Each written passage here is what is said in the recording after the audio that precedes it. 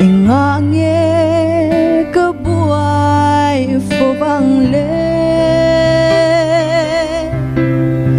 có vel môi na sông chan đón mà ila râu lui xóa căn này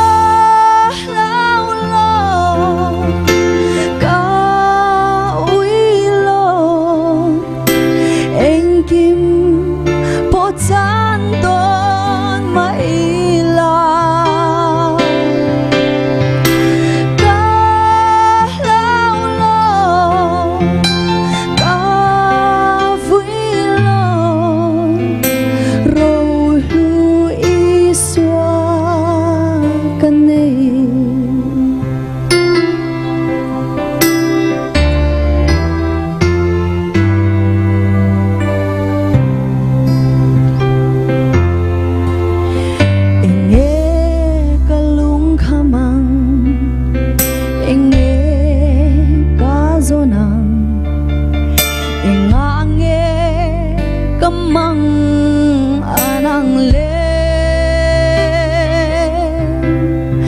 ko vel song po hi bo don ma sela ro lu iswa kanei hallelujah.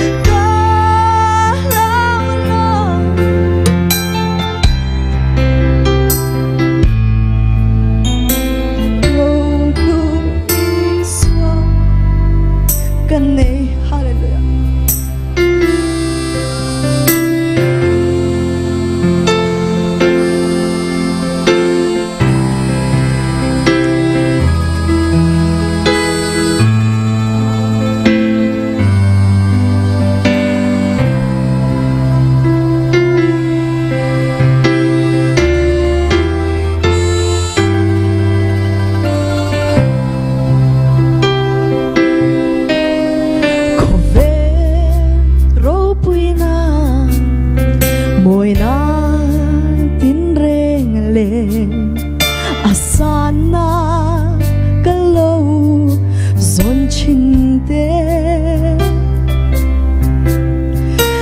tanin nei don lo ma ila ro hu iswa kanei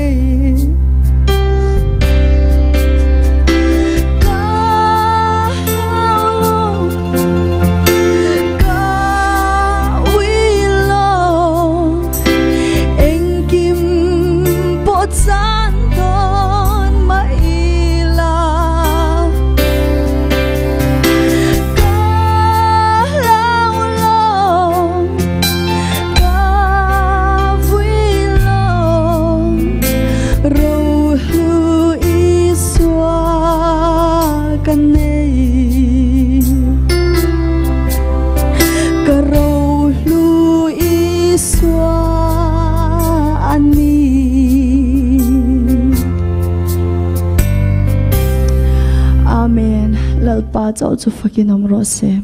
Amen.